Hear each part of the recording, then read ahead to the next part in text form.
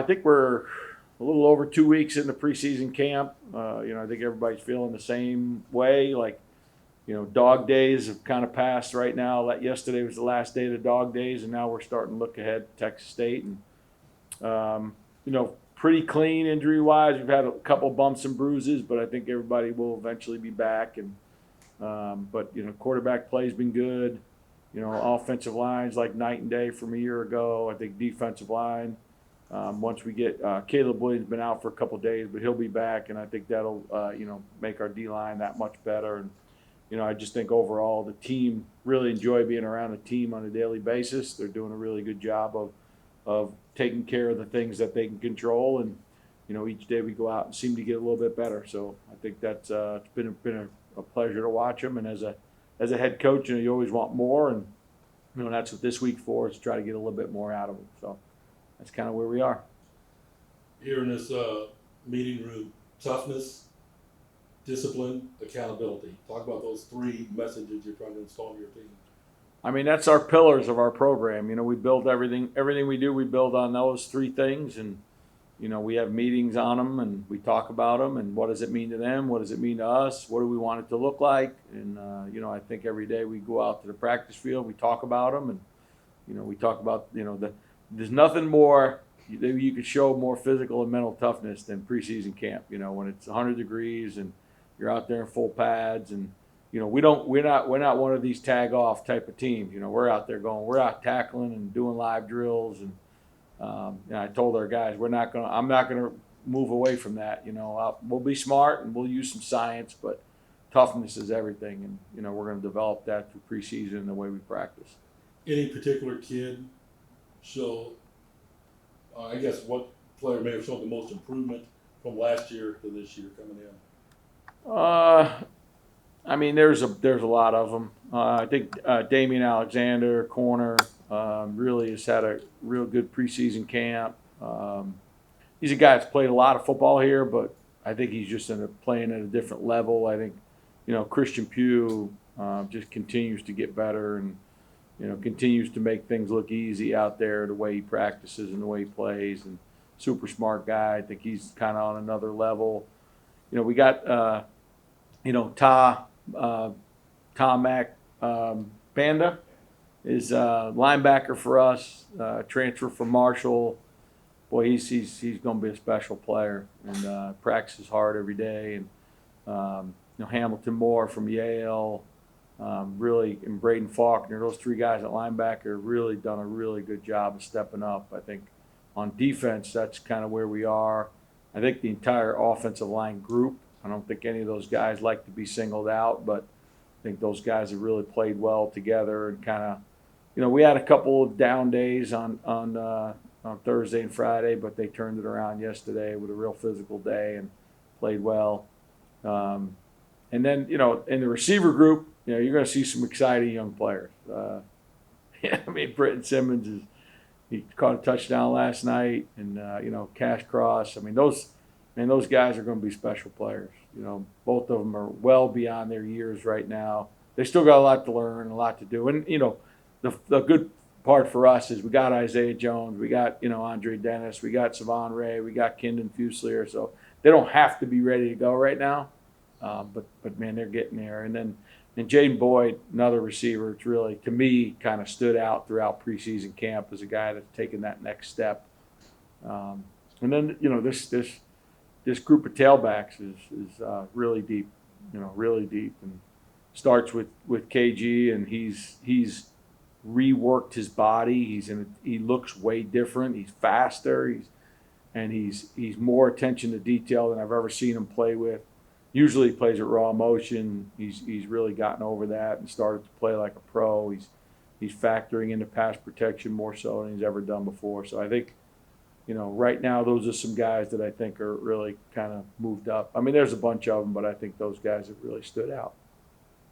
Can you kind of piggybacking off of that last question, but a little more general, can you kind of compare your first fall camp here to this fall camp now, and kind of how the team has evolved, or how you guys have been able to work a little more seamlessly maybe?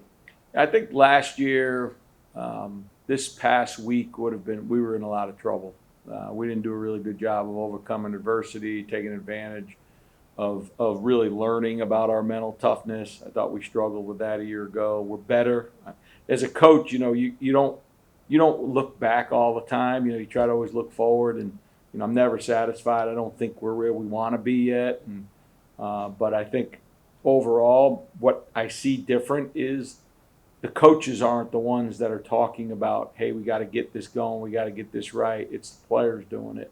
Last year was all coaches, and I told our guys, when we're on teams where no one leads, you don't win any games. Teams where coaches lead, you win 6 games. Teams where players lead, you win championships. So that's kind of what we've been focusing on all through the off season, and trying to develop that leadership and the confidence in leadership. I think we had some guys that had the goods. They just weren't confident enough to do it. I think one of those things you said right there, Coach, kind of intrigued me was, staying with the personnel on the squad.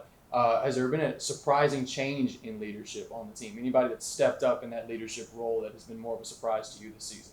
I think a guy that was a really reluctant leader last year was Jalen Freeman. He didn't really take to that role. I think he kind of liked to work in the shadows, and but I think this year he's kind of at a different level as far as that goes, and he's really taken to the leadership.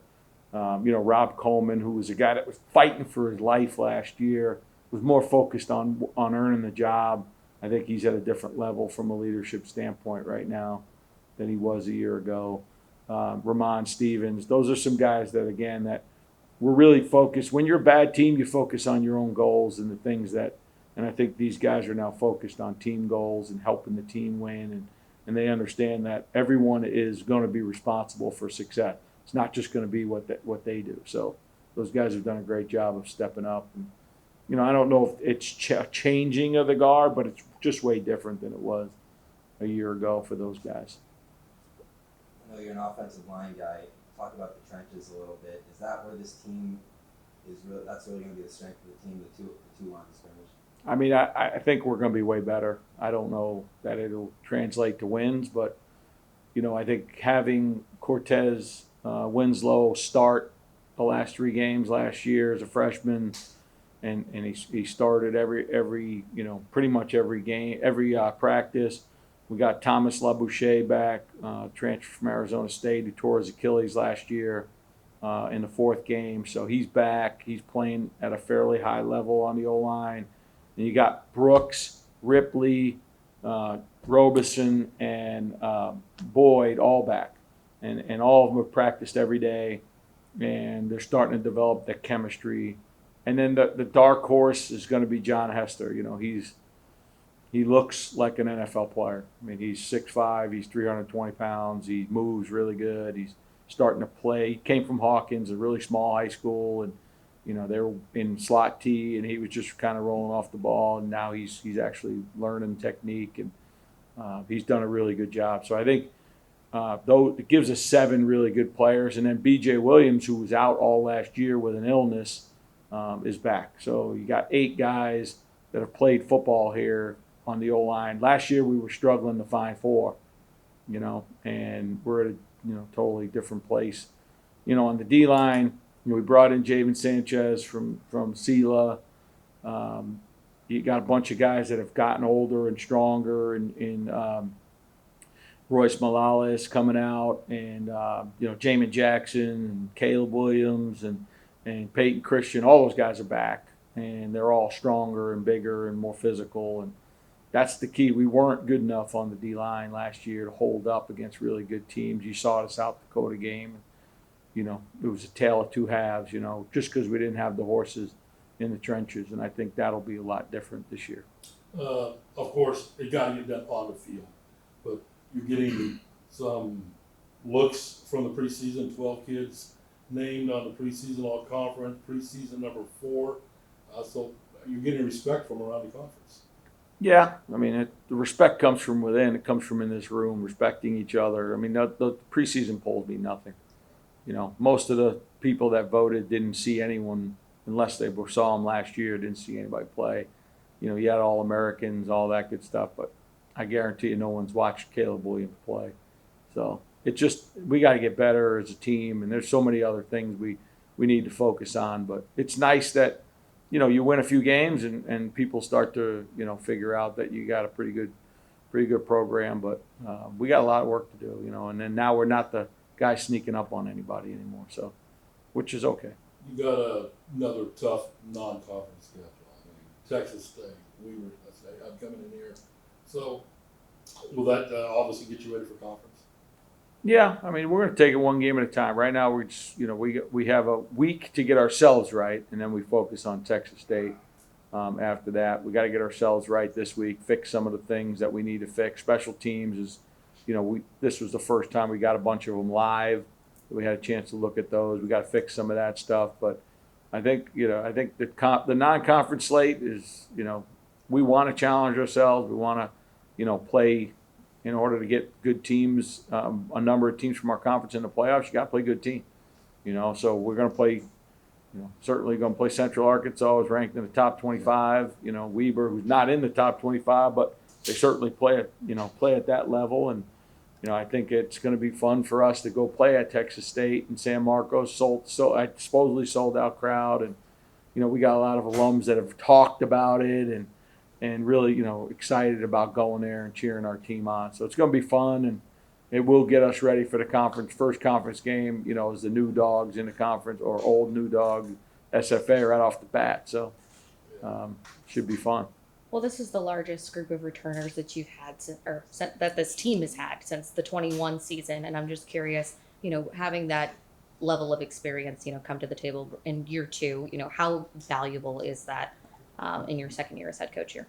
I think it is valuable. I think it's a credit to our players that they wanted to do something special here, to stay here, and in the world of transfer portal, a lot of those guys could have went, and when you're on an all conference team, you could have easily got in the portal and went somewhere else. And they decided to stay here and try to win a conference championship and try to do something that no one's done at Lamar. And I think that's it's great, but older is not always better. Better is better, and we got to be better. And I think the guys know that. And we did go out and we did hit the portal for a couple of different spots, and I think those guys have come in and really made an impact. And when we go to the portal, we don't just go for talent. We want to go for fit, and talent matters. But I think having veterans makes it easier for those guys to get acclimated, to understand what culture looks like, standards look like. I think that's what really our upperclassmen have done a great job with. But it's great to have veterans, because then you don't have to reteach a lot of stuff. From the coaching standpoint, what goes into changing the vibe of a locker room? Because you can see a lot of buzz within the players right now, and especially with the new recruits and transfers that you can kind of gelling together. What does it take from a coaching standpoint to change the attitude of a program moving forward? Relentless consistency.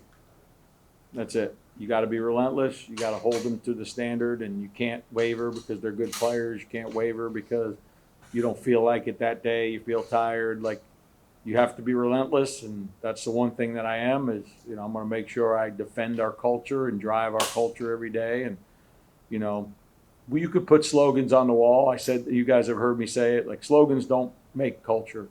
It's what the players allow in the locker room. And I think based on what our coaches have done and what our players have done, we've changed the culture around because of that. So I think that's how you change culture. Just relentless consistency. I wanted to ask you about the quarterbacks. What have you seen from those two guys, specifically Robert and Gino? And I would think Robert has the leader in the clubhouse, but talk about the competition between those two guys. It's been great. It's been positive. Those guys have really worked together well. But Robert, I think he's got a leg up right now. He started 11 games. I think he's playing at a way different level right now. You talk about, football 100, which is kind of where he was last year. It's just, getting through the general electives, like learning what formations and plays. And now he's kind of at a different level. He's getting to the third and fourth read, which last year he wasn't ready for that early on. He got better as the year went on, but this year he's just at a different level with protections, getting the line where they need to be, and fixing runs and things that just last year didn't happen. And really, the thing I love is that Gino, who easily could have taken the backup role, easily could have jumped in the portal, went somewhere else. He just said, I'm coming back to compete. He knows how much better he's gotten in a year up with our staff here, and he's gotten way better. And man, he is just comfortable back there, comfortable in the pocket. He's gotten much better with his mechanics. Some of these guys have never taken a snap under center.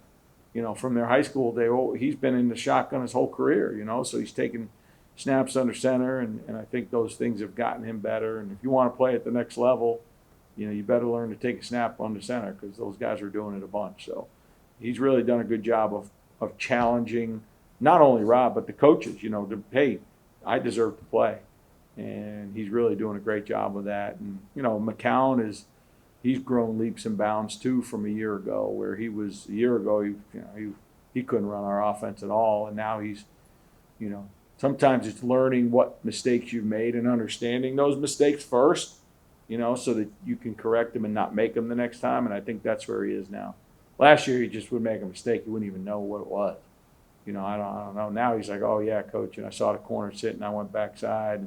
Just, just the conversations are way different with all those guys. But, yeah, I think Robert right now is probably, a little bit ahead. But I think Gino's going to play, so he's going to get some playing time. What were some of the things you've learned about the Southland Conference after one season from a Marshall and coming here and coaching one season about this league? Way more physical than I thought it would be. I thought it was more of a skill position league, and it's the total opposite of that. It's more of a line of scrimmage league, and we had to get better there. We have skill players all over the place, and we just got to get better on the lines. And I think that's where, after year one, I knew we needed to get better. So that's what we did. We focused a lot on fixing that and keeping the skill players here that they can break a game open. What about just the direction of the Southland in general? I know you spoke about, Southland Media Days, how improved it's been, but just the state of the Southland in general. Great. I think we're going to be one of the top leagues in FCS football. Chris Grant has done, and bringing SFA back in, and bringing UTRGV, right? Is that right? UTRGV in.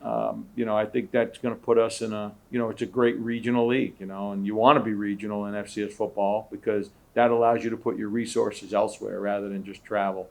It allows you to put your resources in player development and staff, which really is what's going to help with all the transfer portal and guys moving. You got to have a consistent staff that can be around. So I think that's where that what Chris has done is great. I think it's bolstered, probably if you had a Sarrigan ranking, it would bolster our Sarrigan pretty good based on the old times. But I think it's going to be a challenging league now, though. You got SFA back in, and, they're going to play a physical brand of football. And, I know that they're getting a lot of good skill players. So it's going to be a challenge. And then, you got UIW, and you got Nichols, and you got McNeese. I think Northwestern State will surprise some people, because I think that guy's going to do a good job, Coach McCorkle. Any other questions for Coach? Well, it's got to be an exciting year. First press conference of the year, Matt's here before it starts. so it's got to be exciting. Yeah, it's really exciting. It's going to be a good year. It's going to be a good year. What would you say to the fans? I know we'll probably speak again before the season, but just to get them excited about the season and what's to come. Yeah, I think they should feel good. They've done a good job. At the end of the year last year, we played McNeese State. We had a great crowd, and they were into it. And we need to continue to grow that crowd. And I think having, we've had some local guys committed to us from the local area, and I think that hopefully should draw up some excitement. And Bryce Lofton, a P&G guy, is going to be in the 2 deep for us, and that's exciting. And Kindon is a Nederland guy. Let's get in the stands, support Andre Dennis, Christian Pugh, all these guys that are local guys, and come see how exciting Lamar football is right now. Because it's going to be exciting. We're gonna run the football, but we're going to create huge explosive plays doing that. And I think our defense is going to, I think they're going to be pretty good. Hopefully we can tackle. But come out to the stadium. When we play Mississippi Valley, man, we just want to see a sea of red. I think that's that's always exciting when you see the grandstand filled with red and get our students out to the game, which they were reluctant to get out last year. I think, like everyone, they were, hey, let's show me first and then I'll come out. And I think we did. So